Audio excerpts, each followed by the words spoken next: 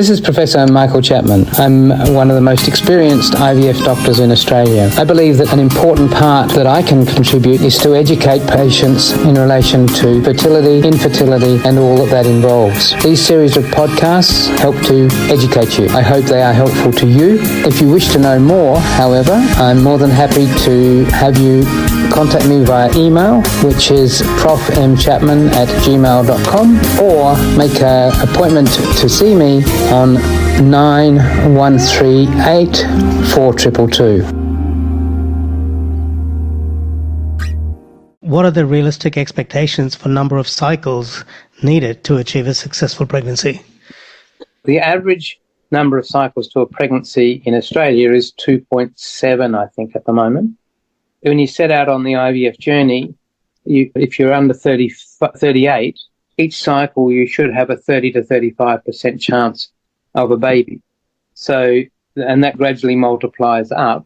If it's 35% every time, after 3 attempts, you should be up around the 75% mark. But that's still not 100%. And so patients do go on and on. Unfortunately, I won't say unfortunately, I have one very persistent patient who got to 32 cycles. Sadly, at the end of the day, she didn't get pregnant or didn't have a baby. She had 3 miscarriages on the way, which gave her hope. But that's how persistent sometimes you need to be. It's only a small percentage of patients go beyond 4 or 5 cycles because of its financial implications, the emotional toll it takes.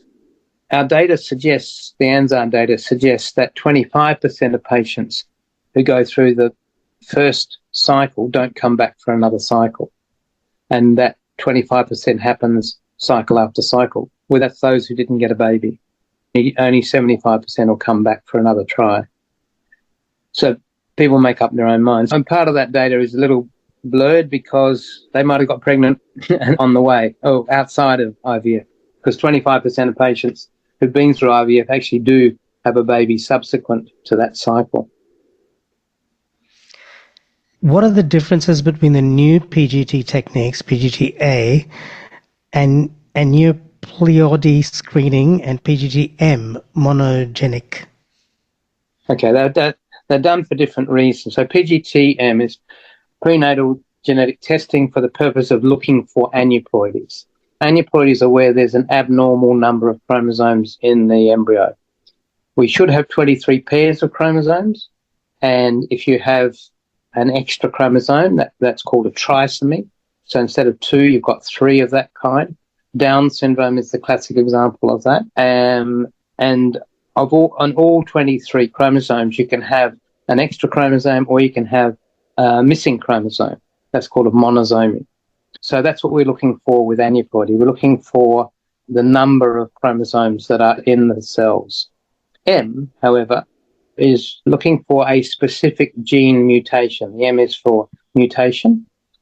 So if you have genetic testing before pregnancy and you turn up to have a mutation of a gene that may produce an abnormality in the baby, we go looking for that gene. So a gene is just one tiny portion of the whole chromosome. It's a much more complicated process to actually map out where that gene is and then decide whether it's there or not, or mutated or not. So that's PGT-M. Aneuploidy screening is really done to improve the chances of an individual embryo transfer working. In America, that's done, some clinics do 95% of their embryos have been tested with PGT-A. But the truth is, if you've got 4 embryos and you don't test them, somewhere in those 4 will be the euploid embryo that you would have found if you'd done the genetic testing. You've avoided potentially 3 embryo transfers for no good reason, and there's a couple of $1,000 that costs. But in terms of the actual pregnancy rate at the end of the day, it makes no difference. The time to pregnancy is reduced because obviously you're not going to put back abnormal embryos. So we're putting back the good one first. But in terms of helping a woman end up with a baby, it probably doesn't make a big difference. And don't forget that you can access all the previous episodes by going to our website www.theivfjourney.com and select IVF Journey podcast from the navigation menu.